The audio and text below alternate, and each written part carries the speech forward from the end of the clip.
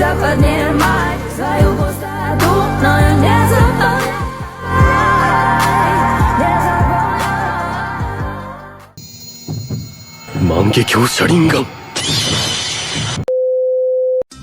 Assalamualaikum warahmatullahi wabarakatuh.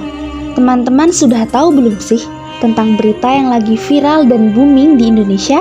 Nah, benar sekali. Warga Rohingya. Sekarang, warga Rohingya berbondong-bondong ke daerah Aceh. Sejak Desember 2023, tercatat sudah 1.000 lebih warga Rohingya mengungsi ke daerah Aceh. Sebenarnya, apa sih itu Rohingya? Rohingya merupakan suatu kelompok etnis Muslim yang hidup di daerah Myanmar selama berabad-abad lamanya. Mereka adalah kaum minoritas, dikarenakan penduduk Myanmar mayoritas memeluk agama Buddha. Hal itu yang membuat pemerintah Myanmar menyangkal kewarganegaraan Rohingya dan mengecualikan mereka dari sensus penduduk pada tahun 2014. Pemerintah beranggapan bahwa Rohingya adalah imigran ilegal dari negara Bangladesh. Sebab itulah Rohingya mendapat perlakuan buruk dari warga setempat.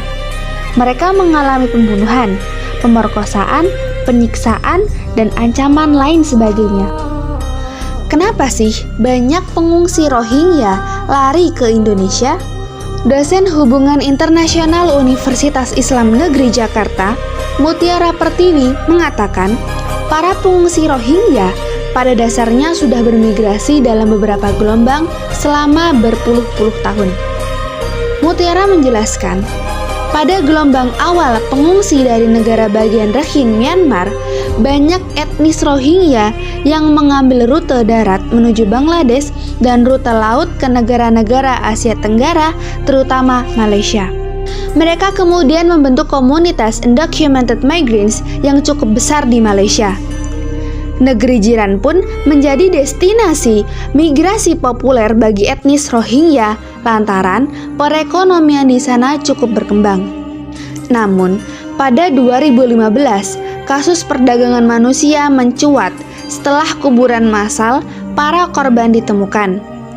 Sebagian besar korban merupakan etnis Rohingya di perbatasan Thailand dan Malaysia. Sejak itu, ada patroli perbatasan yang lebih ketat di kedua negara tersebut, sehingga kelompok Rohingya seringkali terkatung-katung di laut dan akhirnya sampai ke perairan Indonesia. Sikap Indonesia terhadap datangnya etnis Rohingya pada awalnya banyak sambutan baik dari warga Indonesia. Warga Indonesia menyambut atas dasar kemanusiaan dan kesamaan agama. Akan tetapi, dalam perkembangannya mulai timbul masalah. Misalnya, perlakuan pengungsi Rohingya yang tampak seenaknya dan tidak menunjukkan sikap berterima kasih kepada Indonesia. Atau sikap pengungsi Rohingya yang tidak mematuhi peraturan serta budaya lokal. Rasa kasihan terhadap pengungsi Rohingya yang menantang maut menuju Aceh menjadi sirna lantaran kelakuan buruk mereka. Dihimpun dari beberapa arsip berita, rangkuman informasi tentang beragam kelakuan buruk pengungsi Rohingya di Aceh.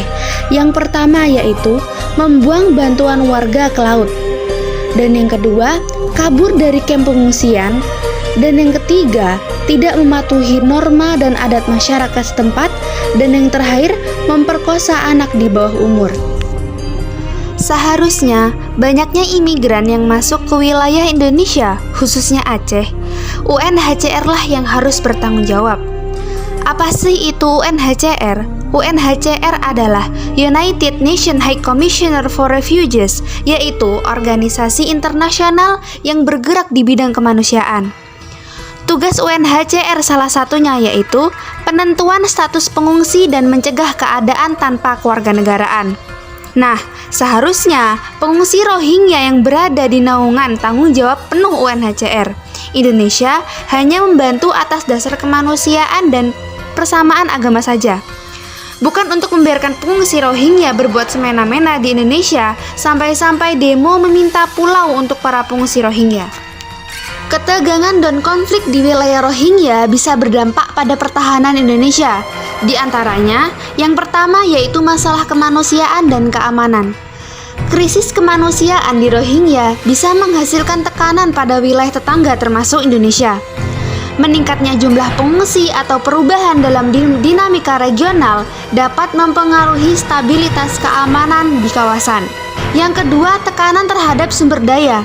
Jika manusia menjadi tujuan pengungsi dari konflik Rohingya, hal ini bisa menimbulkan tekanan besar pada sumber daya negara, termasuk infrastruktur, layanan kesehatan, dan bantuan sosial.